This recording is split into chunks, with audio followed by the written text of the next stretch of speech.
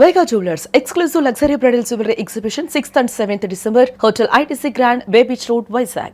అఖండ తాండవం దేశవ్యాప్తంగా సంచలనం సృష్టిస్తుందని అందరూ భావించారు. అనూహ్యంగా సినిమానే ఆగిపోయిన పరిస్థితి వచ్చింది. ఎందుకు వచ్చింది? ఇంత బడ్జెట్ ఉన్న సినిమా స్టార్ కాస్టింగ్ తో పాన్ ఇండియా మూవీగా ప్రమోట్ చేసి అఖండ 2 ఆగిపోవడం వెనుక కారణాలు ఏంటి? మళ్ళీ ప్రేక్షకుల ముందుకు ఎప్పుడు రాబోతుంది? ఈ అంశాన్ని విశ్లేషించే ప్రయత్నం చేద్దాం. మనతో పాటు సీనియర్ జర్నలిస్ట్, ఫిలిం క్రిటిక్ ప్రభు గారు ఉన్నారు. ప్రభు గారు నమస్తే. అఖండ సినిమా మీద చాలా ఎక్స్పెక్టేషన్స్ ఉన్నాయి. ఒక రోజు కాదు, దాదాపు నెలన్నర నుంచి సివియర్ క్యాంపెయిన్ చేశారు. అందరూ డిసెంబర్ 5వ తారీఖు కోసం ఈగర్ గా వెయిట్ చేస్తుంటే 4వ తారీఖున ఆర్డర్స్ వచ్చింది, సినిమా ఆగిపోయింది. ఏం జరిగింది? తెర వెనుక ఏం జరిగింది అనేటువంటిది వాళ్ళు స్పష్టంగా చెప్పారు. అనుకోని కారణాల వల్ల మేము చేస్తున్నాం. ముందు టెక్నికల్ రీజన్స్ అన్నారు. ఫస్ట్ న్యూస్ బయటికి రాగానే టెక్నికల్ రీజన్స్ అన్నారు. ఆ తర్వాత కోర్టు ఆర్డర్ ప్రకారం ఆపేయటం జరిగింది. నీరోస్ వాళ్ళు కేసు వేయటం వల్ల కోర్టు ఇంజక్షన్ ఆర్డర్ ఇచ్చింది, దానివల్ల ఆగిపోయింది అనేటువంటిది న్యూస్ లేట్ గా బయటకు వచ్చింది. ఏదేమైనా ఇంత పెద్ద సినిమాకి ఇలాంటిది జరగడం అనేటువంటి మాత్రం చాలా దురదృష్టకరం. ఇప్పుడు ఇంత పెద్ద సినిమా ఇంత క్యాంపెయిన్ చేశారు. చివరికి ప్రైమ్ మినిస్టర్ గారు అపాయింట్మెంట్ కోసం కూడా ట్రై చేస్తున్నారని చెప్పారు. యోగి ఆదిత్యనాథ్ గారికి వెళ్ళి త్రిశూలం ఇచ్చి వచ్చారు. ముంబైలో ప్రీ రిలీజ్ ఈవెంట్ చేశారు. హైదరాబాద్ లో ప్రీ రిలీజ్. ఇంత హడావుడి జరుగుతూ ఉంటే ఒక్క రోజులో కోర్టు ముందు పిటిషన్ అయ్యగానే స్టాప్ అంటే అయిపోద్ది. అలాంటివే జరుగుతున్నాయి. అవి చాలా నిజంగా దారుణంగా ఉంది. ఇది గతంలో కూడా చాలా సినిమాలకి ఏదో కాపీ రైట్ యాక్ట్ ఉందని చెప్పేసి కోర్టులో వేసేస్తే సినిమా ఆపేయండి, ఫైనాన్స్ ఇన్ని రోజుల నుంచి జరుగుతున్నప్పుడు ఇది ఇంటెన్షనల్ అనేటువంటి విషయాన్ని కోర్టు పరిగణలోకి తీసుకోవాలి. ఇంత అర్జెంటుగా ఏంటి? మీరు ఏదైనా అభ్యంతరాలు ఉంటే ముందే వారం రోజులు ముందే వేసుకోవచ్చు కదా. అంటే రేపు పొద్దున సినిమాని కొన్ని వందల కోట్లు ఇన్వాల్వ్ అయినటువంటి దాంట్లో ఇంతమంది టెక్నీషియన్స్, ఇంతమంది ఆర్టిస్టులు, అలాగే పబ్లిక్ టికెట్లు కొనుక్కొని అడ్వాన్స్ బుకింగ్లు చేసుకున్న సినిమాని ఆపేయమని చెప్పి కోర్టు అనేటువంటి దాన్ని ఏ విధంగా వ్యవస్థ దుర్వినియోగం చేస్తున్నారు, న్యాయ వ్యవస్థ దుర్వినియోగం అవుతుంది అనేటువంటి దాన్ని ఇది ఒక పెద్ద ఉదాహరణగా చెప్పుకోవచ్చు. అలాంటి వెసులుబాటు లేకపోతే అలాంటి ఇది చట్టంలో ఉండటం అనేటువంటిది నిజంగా దౌర్భాగ్యకరం. రేపు పొద్దున ఇంటెన్షనల్ గా అనిపిస్తుంది లేదు, వాళ్ళకి డబ్బులు రావాలని అనిపిస్తుంది కదా.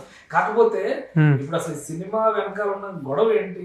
ఆ హీరోస్ ఇంటర్నేషనల్ కంపెనీ ఒకటి ఉంది, దానికి సంబంధించి డబ్బులు ఇవ్వలేదని కొంతమంది 30 కోట్లు అంటారు, 20 కోట్లు అంటారు, 100 కోట్లు అంటారు. అసలు ఎంత వివాదం ఉంది. సినిమా బడ్జెట్ ను మించినటువంటి లెక్క. అది గతంలో వీళ్ళు కలిసి 14 డీల్స్ వాళ్ళు హీరోస్ వాళ్ళు కలిపి సినిమాలు తీశారు. నేను ఒక్కడినే అదొకటి.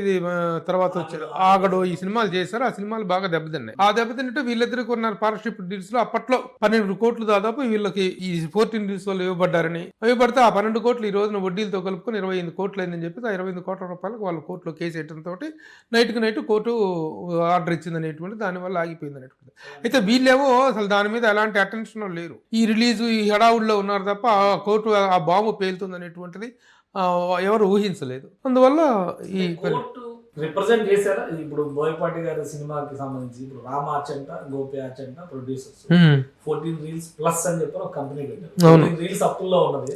14 రీల్స్ ప్లస్ అనేది కొత్తగా ఈ సినిమా ప్రొడ్యూసర్. వీళ్ళకి ఎవరికైనా సమాచారం ఉందా కోర్టులో ఈ రోజు హియరింగ్ ఉందని కానీ, లేదా డైరెక్ట్ పిటిషన్ వేసిన వెంటనే స్టే ఇచ్చేసారు? అంటే ఇది జరుగుతుందనేటువంటి ఏదో కోర్టుకు వెళ్తారని ఏదో జరుగుతుందని ఎక్స్పెక్ట్ చేయలేదు. కానీ వాళ్ళు ఇంత సడన్ గా బాంబ్ చేస్తారనేటువంటి వాళ్ళకి వీళ్ళు ఎక్స్పెక్ట్ చేయలేదు. లాస్ట్ మూమెంట్ లో తెలిసినా సరే ఇక చేయగలిగింది కూడా ఏలాంటి పరిస్థితుల్లో ఉండిపోయారు. ఇప్పుడు సినిమా మొత్తానికి ఒక 25 కోట్లు 28 కోట్ల లావాదేవీని ఇప్పుడు మెలుగుపెట్టినట్టు సినిమా బడ్జెట్ ఏంటి? ఎందుకంటే ఇప్పుడు సోషల్ మీడియాలో చాలా ఇష్యూస్ వచ్చాయి.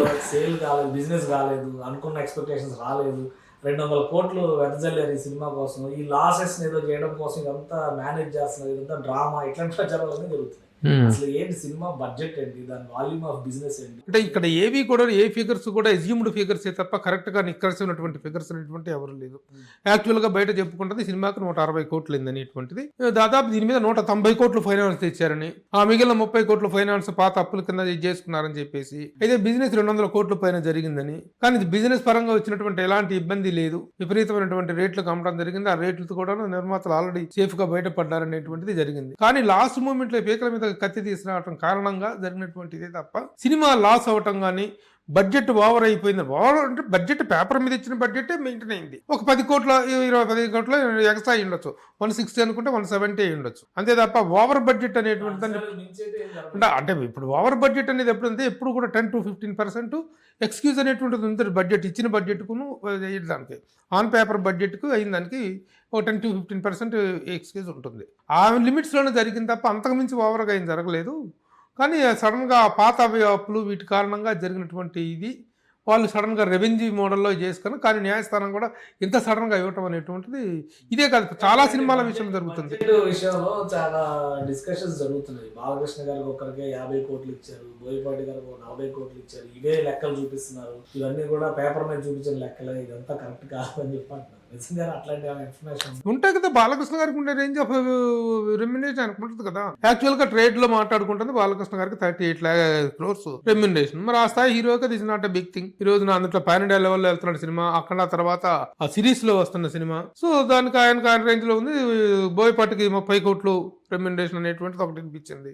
ఇది మిగతా అంతా కాస్ట్ ఆఫ్ ప్రొడక్షన్ 70-80 కోట్లు దాదాపు 100 కోట్లు లెక్క చూపిస్తుంది. 100 కోట్లు అంటే 30, 37, 67 మిగతా రెమ్యునరేషన్ కలుపుకుంటే ఒక 25 కోట్లు. ఆర్టిస్టు టెక్నీషియన్స్ కూడా 90-100 మధ్యలో ఇది 70-60-70 ఇచ్చేసి మేకింగ్కి. So that is production cost under control అంటారు. ప్రొడక్షన్ కాస్ట్ అంటారు అంటే ముందు ఇచ్చుకును కదా. యాక్చువల్గా గతంలో చేసిన సినిమాకి దీనికి ఒకేసారి డబుల్ ద హైప్ బడ్జెట్ అనేటువంటి జరిగింది. అది ఎంతవరకు హెల్దీ అనేటువంటి అది వేరే విషయం.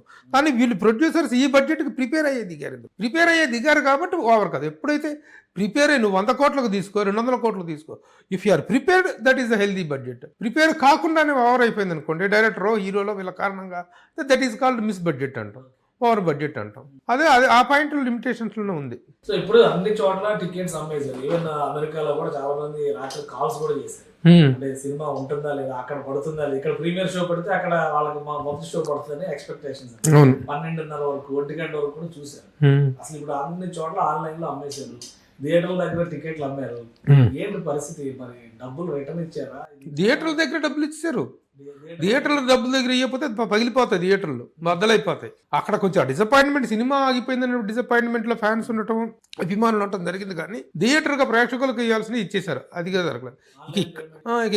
ఇక్కడ ఏంటనేటువంటిది మాత్రమే ఈ మల్లగుల్లాలు అనేటువంటి జరుగుతూ ఉన్నాయి. ఎప్పుడు సాల్వ్ అవుతాయి ఏంటనేటువంటిది చేసుకోలేదా? మరి ఇండస్ట్రీలో పెద్దలు స్టార్ 4 పిల్లర్స్ లో ఒకరు బాలకృష్ణ గారు అంటారు. అంత పెద్ద ఆయన సినిమా ఆపేస్తుంటే ఇండస్ట్రీలో పెద్దలు గానీ ఈ సమస్యను పరిష్కరించే ప్రయత్నాలు గానీ ఏవి జరగలేదా? అంటే అసలు ఎవరన్నా ఊహించుంటే ముందు జాగ్రత్త చర్యలు ఉంటాయి. ఈ సినిమాకి ఈ ప్రాబ్లమ్స్ ఉన్నాయి, ఈ సినిమా ఈ కష్టాల్లో ఉంది కాబట్టి దీన్ని బయటపడేయాలనేటువంటి విషయం తెలిసుంటే ముందు, ఇది ఓవర్ నైట్ గా రాత్రికి బద్దలైనటువంటి బరస్ట్ అయినటువంటి బబుల్ ఇది.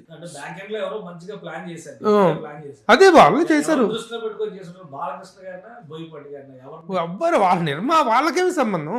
బాలకృష్ణ గారిని బోయపాటిని చేసుకోవటం గురించి కాదు కదా. ఏం నడుస్తున్నాయి? చిచ్చి బుద్ధి జ్ఞానం ఉండాలి, బుద్ధి జ్ఞానం ఉండాలి. అసలు అసలు ఏమన్నా మాట్లాడుకునేది కామన్ సెన్స్ ఉండాలి. అసలు ఏ విధంగా? అవును, దిల్ రాజు గారు చిరంజీవి గారు కలిసి దీన్ని ఆపేశారనేటువంటిది, ఇది వెనక కుట్ర పని అనేటువంటిది మాట్లాడుకోవటం జరుగుతుంది. బుద్ధి జ్ఞానం ఉండాలి కనీసం. అలాంటిది అట్లా జరుగుతుందా? ఫ్యాన్స్ అనేటువంటి వాళ్ళలో వచ్చినటువంటి ఒక అసంతృప్తి ఆ విధంగా రకరకాలుగా మాట్లాడుకోవడం, ఇది సోషల్ మీడియా చేసినటువంటి పెంట తప్పితే మరొకటి కాదు. సోషల్ మీడియాలో జరుగుతుంటే పెంట. అసలు ఎవరి ఇది వాళ్ళు ఉంటే అసలు బాలకృష్ణ గారికే మ్యాటర్ తెలియదు, ఎవరికీ తెలియదు. ఇది జరిగిందని పట్టుకొని వాళ్ళ అనుకున్నో ఫైనాన్షియల్గా ఉన్నటువంటి వీటిని పట్టుకొని స్కూల్లో పట్టుకొని వీళ్ళ కాకపోతే ఇది ఇట్లాంటివి జరిగినప్పుడు ఎవరైనా సరే ఇలాంటివి జరిగి స్ప్రెడ్ చేయటం అనేటువంటిది అలవాటు అయిపోయింది. సో అంతే తప్ప అలాంటి ఎన్ని పిచ్చి అసలు దిల్ రాజు గారే డిస్ట్రిబ్యూటర్ కదా, ఆయన పోయి దాన్ని ఆపడానికి ప్రయత్నించాడని మాట్లాడటానికి కన్నా బుద్ధి జ్ఞానం ఉంది అసలు ఆ మాట్లాడే వాళ్ళకి? ఆయన ఎఫ్డిసి చైర్మన్, ఆల్రెడీ ఇప్పుడు ప్రొడ్యూసర్స్ కౌన్సిల్ వీళ్ళందరూ కూడా ఉన్నారు. ఎవరు ఇన్వాల్వ్ కాలేదు. ఓవర్ నైట్ ఎలా జరుగుతుందండి పరిష్కారం అనేటువంటిది? అంత ఓవర్ నైట్ ఎట్లా జరుగుతుంది? అసలు తెలిసింది ఎన్ని గంటలకి? సాయంత్రం 6 గంటలకు 5 గంటల దాకా కూడా షోలు పడుతున్నాయి. ఇక 6-7 దాకా కూడా తెలియదు కదా షోలు పడుతున్నాయి. 11 గంటలకే వీడియో చేసి ఇట్లా మద్రాస్ కోర్టు ఇట్లా తీర్పు ఇచ్చింది, స్టే ఇచ్చారు, సినిమాకి షాక్ అని. అవును, మార్నింగ్ 11-12 గంటలకి అది సాల్వ్ అవుతుంది అనేటువంటి దీంట్లో ఉన్నారు. కానీ అసలు ఎవరు తేరుకోలేనటువంటి పరిస్థితుల్లో ఉన్నారు. నిర్మాతలు ఏం చేస్తున్నారు అనేటువంటి అప్డేట్ ఎవరికి లేదు అక్కడ. ఇప్పుడు మీరు నిర్మాతలు ఏమైనా టచ్ చేశారు? అసలు ఏంది స్టేటస్ అనేది? కాంటాక్ట్ వాళ్ళు ఎవరికి దొరికేటట్టున్నారు ఇప్పుడు? వాళ్ళు ఎవరికి దొరికేటట్లేదు. తెలిసినటువంటి సోర్సెస్ ప్రకారం రకరకాల ప్రయత్నాలు జరుగుతున్నాయి. ఛాంబర్ లో మల్లగులాలు పడుతున్నారు, రకరకాలుగా ప్రయత్నాలు జరుగుతున్నాయి. ఏం జరుగుతుంది ఎప్పుడు థియేటర్ లో చూపిస్తారు? ఇప్పుడు ప్రేక్షకుల నుంచి ఉండే క్వశ్చన్ అయితే మీరు ఎలా అయినా కొట్టుకోండి, మొత్తానికి ట్రైలర్లు, టీజర్లు, ప్రీ రిలీజ్ ఫంక్షన్లు అన్ని చేసి ఒక ఊరించారు. కానీ ఎప్పుడు చూపిస్తారు సినిమా అని జనాలు ఎదురు చూస్తున్నారు. ఏం పరిష్కారం అవుతుందా? ఈ రోజు రేపటికల్లా వచ్చేయచ్చు ఇట్లాంటి ప్రచారాలు కూడా వస్తున్నాయి. అవకాశం ఉందా? లేదంటే యాక్చువల్గా ఇలాంటి సమస్యలు వచ్చినప్పుడు ఓవర్ నైట్ పరిష్కారాలు జరిగినటువంటి సందర్భాలు ఉన్నాయి. అంటే వాటికి కొంత ప్రిపరేషన్ ఉండేది. ఇదైతే ఇబ్బందుల్లో పడబోతుంది కాబట్టి దీనికి ఎవరో ఒకళ్ళు చేయి కాసుకోవాలి, కొమ్ము కానిటువంటి ప్రిపరేషన్ ఉండేది.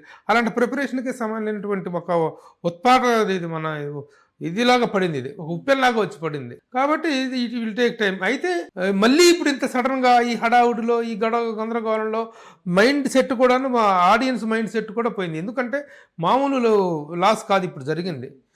ఈ రోజున ఇంత పెద్ద సినిమాకి ఓపెనింగ్స్ అనేటువంటి కిల్ అయిపోతే ఇక సినిమా మళ్ళీ కోలుకోవటం అనేది జరగదు. ఎన్నెన్నో హై ఎక్స్పెక్టేషన్స్ వస్తుంది, కోలుకోవటం జరగదు అనమాట. కాబట్టి ఈ క్రేజ్ ఎలాగో తగ్గలేదు, చాలా క్రేజీ ప్రాజెక్ట్ ఇది. కాబట్టి ఈ 2-3 రోజులు ఈ కొంపలారిపోయేదేమి లేదు. మొత్తం అన్ని సెట్ చేసుకుని మళ్ళీ ఒక డేట్ 18వ తారీఖునో 12వ తారీఖునో ఒక డేట్ అనుకొని ఆ టైంకి వస్తే గ్యాప్ తీసుకొని మళ్ళీ మెంటల్గా ప్రిపేర్ అవుతారు ప్రేక్షకులు కూడా. ఇది ఉంటుంది.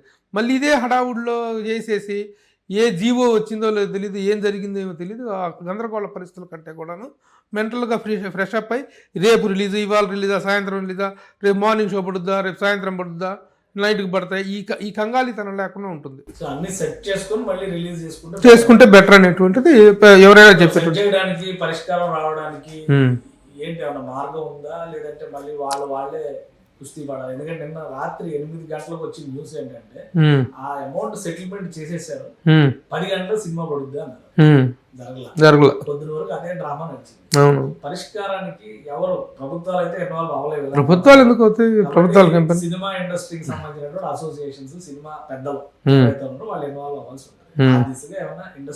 జరుగుతున్నాయి. దిల్ రాజు గారు ఉన్నారు, దిల్ రాజు గారు డిస్ట్రిబ్యూషన్ ఆయన కదా తెలంగాణ అంతా, ఆయన ఉన్నారు. ఛాంబర్లో మల్లగులాలు పడుతున్నారు. అక్కడ ఏం జరుగుతుంది అనేటువంటి వీ హ్యావ్ టు సీ. అంటే ఇప్పుడు ఎవరి దగ్గర నుంచి ఏ ఇన్ఫర్మేషన్ వస్తుంది, అక్కడ కూర్చున్న వాళ్ళకే ఎవరికి ఏ అప్డేట్ దొరకట్లా.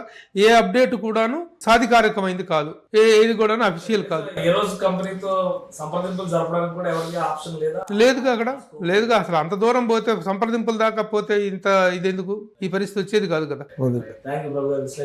ఇది అఖండ 2 సినిమా ఎలా అయితే ప్రపంచవ్యాప్తంగా ఆసక్తి రేకెత్తించిందో ఇప్పుడు విడుదల కూడా అంతే సస్పెన్స్ వాతావరణంలోకి వెళ్ళిపోయింది. అయితే ఇండస్ట్రీలో ఉన్నటువంటి చిన్న సమస్యల్ని ఇండస్ట్రీలో ఉన్న వ్యక్తులు వాళ్ళ అసోసియేషన్ ద్వారా పరిష్కరించుకోవాల్సింది. అది కోర్టుల దాకా వెళ్ళిన నేపథ్యంలోనే అఖండాన్ని వెండి తెరపైకి రాకుండా ఆపేసిందని ప్రభుత్వాలు విశ్లేషిస్తున్నారు.